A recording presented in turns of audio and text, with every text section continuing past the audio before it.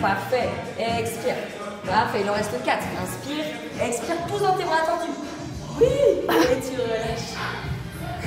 Je sais pas vous, mais moi sur les réseaux sociaux, je les vois tout le temps. Ces vidéos où on voit des femmes faire des mouvements très gracieux et très esthétiques. Ça, c'est la nouvelle tendance sport, c'est le Pilates réformeur. Mais détrompez-vous, loin de l'image girly, ça peut être une vraie séance de torture. Alors moi, j'ai jamais essayé, mais j'ai un bon niveau en sport. Donc on va voir si je vais survivre à cette séance. Expire, amortis bien, rends le bas du ventre. 2. Expire, saute. Vas-y, continue. Garde bien la tête posée, c'est important. 3. 2. 1. Mais de tout le cours, les 50 minutes, ça n'arrête jamais. C'est ça qui est dur. Inspire et expire, tends et rends le bas du ventre. Ça commence à chauffer le fessier. Ça chauffe là. Voilà, inspire devant et expire, tends la jambe derrière. Normalement, le pilates, c'est au sol. Bon, tu continues.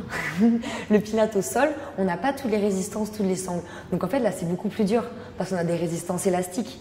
C'est ça qui fait vraiment la différence en fait entre le pilates réformeur et le pilates au sol. Après, la respiration reste la même, l'engagement des abdos reste le même. On a plein d'exercices qui sont un petit peu pareils. Moi, je sais que je suis kiné et je vois beaucoup de gens qui manquent de force dans les abdominaux. C'est pour ça qu'après, on a des mal de dos, on est très sédentaire dans la vie actuelle.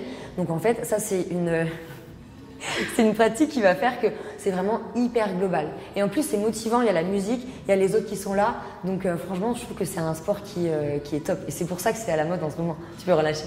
Et on va changer de côté. Inspire, monte les bras vers le ciel. Expire, descends les bras.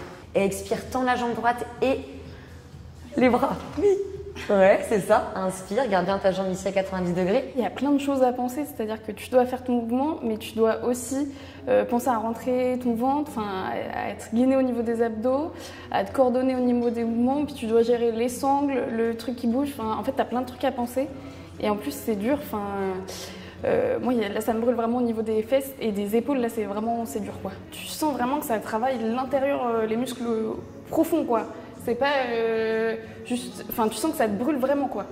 Et je pensais que ça allait être dur, mais moi, je me suis dit, je fais de la muscu et tout, je me suis dit, ça va passer. Non, franchement, je galère un peu, je tremble et tout. Non, c'est vraiment dur. Pousse dans tes bras, monte la jambe vers le ciel. Garde ton genou devant. Ah oui. Et expire, tu pousses dans ta barre, tu montes la jambe droite. Expire, pousse dans tes bras tendus. Oui. Et tu relâches.